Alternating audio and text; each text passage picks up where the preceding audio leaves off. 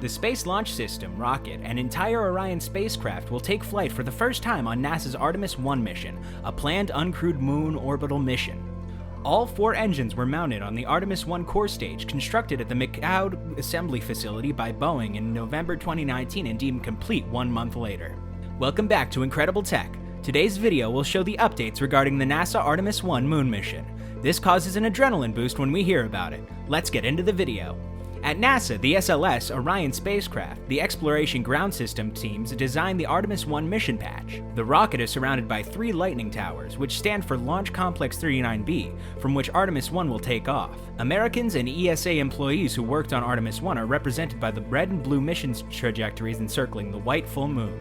Although there is currently no firm plan in place within NASA for a crewed mission of Mars as of 2022, the Artemis 1 flight is usually advertised as the start of Artemis's Moon to Mars program.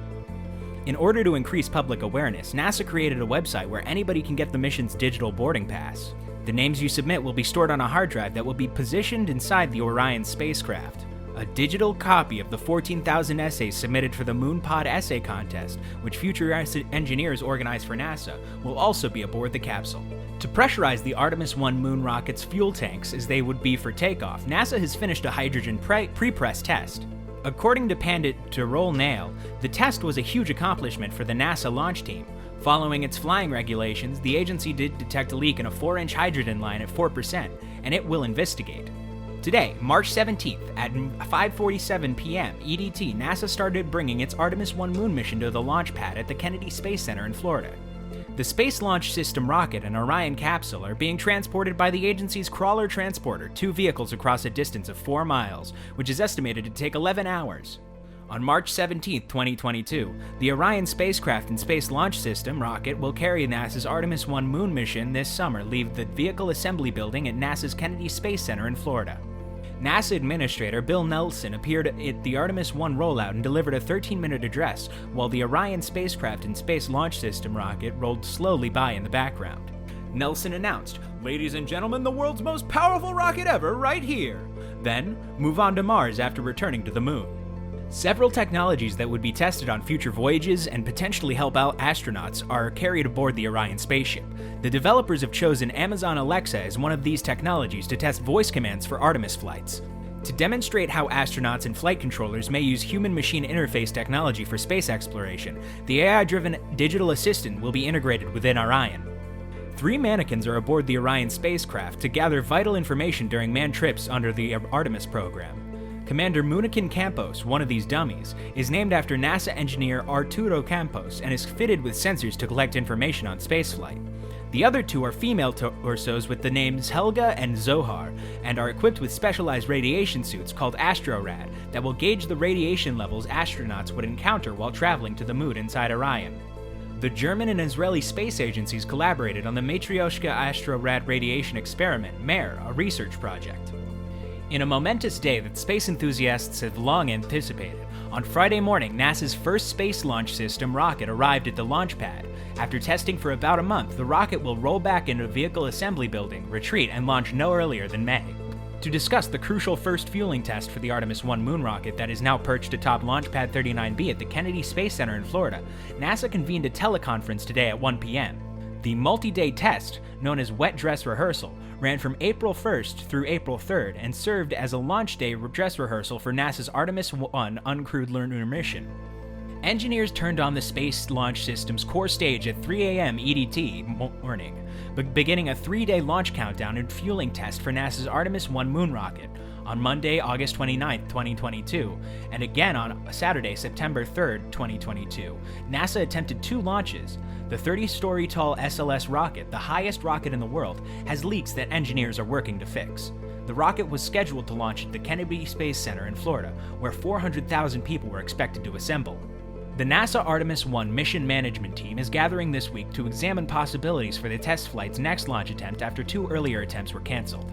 After NASA was forced to cancel a planned launch on September 3rd due to a significant hydrogen leak, the organization is considering several possibilities. One alternative is to conduct a fuel test and correct the leak at the launch pad. Still, the Artemis 1 rocket would need permission from the U.S. Space Force to continue launching from its Florida launch site due to safety regulations required that its flight termination system be tested every 25 days. The check can be carried out only within NASA's Vehicle Assembly Building, where the Artemis 1 space launch system is located. During the meeting on September 8th, an upbeat Mike Bolger, NASA's assistant administrator for ground systems, appeared confident that his team had the proper solution. This work had already been started. The SLS's FDS's Eastern Range certification lapsed. Artemis 1 is unable to fly without an extension. The Space Launch Delta 45 of the U.S. Space Force, which oversees the Eastern Range, will decide. The SLS will need to roll back to the VAB to recharge the FDC's batteries before making another attempt. NASA could still do the repair and the test on the pad without the waiver, but it would have to return to the VAB for the systems check, adding additional weeks to the delay. The agency might also wait and complete the systems inspection and hydrogen leak repair inside the VAB before returning to the pad for the fueling test. On September 23rd, Artemis 1 is expected to launch, but only if it can fulfill several conditions. These include receiving a safety system waiver, correcting a hydrogen leak, and passing a fueling test. Officials from NASA did not specify how long of a release they are asking for from the U.S. Space Force, which is in charge of the Florida-based Eastern Range where Artemis 1 would attempt to launch. To resolve the problem that delayed a launch on September 3rd, NASA engineers replaced the worn seals on the Artemis 1 space launch system rocket's rapid disconnect fuel line interface. The seals on a 4-inch pipe with a separate leak and those on an 8-inch line that was used to fill and drain liquid hydrogen from the SLS's core booster were replaced by pad personnel. This leak prohibited the September 3rd launch attempt. There are currently 3 Artemis missions in flight. Artemis 1, an uncrewed test flight around and beyond the moon, is scheduled to launch on September 27, 2022, postponed from August 29th and September 3rd. Humans will travel the furthest in space ever on Artemis 2, a crewed mission beyond the moon.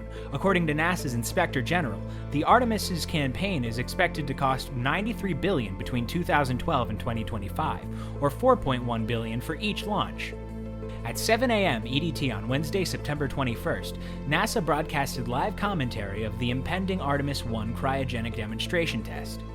Teams will be able to assess improved propellant loading processes, check the correction of a hydrogen leak discovered during an Artemis 1 launch attempt, and do additional evaluations during a demonstration test. When the test goals are accomplished, the demonstration will end. The trial had been streamed live on NASA television, the NASA app, and the organization's website. The Artemis 1 demonstration test will only be broadcast on NASA's television's media channel, even though NASA is airing coverage of the launch and hatch opening of the Soyuz MS-22. This ultimately carried NASA astronaut Frank Rubio to the International Space Station on NASA's television's public channel. The test will be broadcast on both the public and media channels at all other times. In addition of the upcoming Artemis 1 launch attempt, NASA will discuss the results of the cryogenic demonstration test conducted on Wednesday, September 21st, via teleconference at 12:30 p.m. EDT on Friday, September 23rd. Engineers were able to resolve a hydrogen leak that occurred during the loading phase of the test on Wednesday, September 21st, and the test's objectives were met. Teams are adjusting procedures for the upcoming launch opportunity, which is planned for no earlier than September 27th. The launch pad still has the rocket set up safely and ready for takeoff. Before future crewed flights, Artemis 1 is a flight test to launch NASA's Space Launch System rocket and deliver an uncrewed Orion spacecraft around the moon. So, with that, we come to the end of the video. We saw the updates and the steps of the whole process of the moon mission. It was extraordinary, and the efforts taken are seriously appreciated. What do you think about the mission? How effective does this mission turn out? Comment down your thoughts about the same.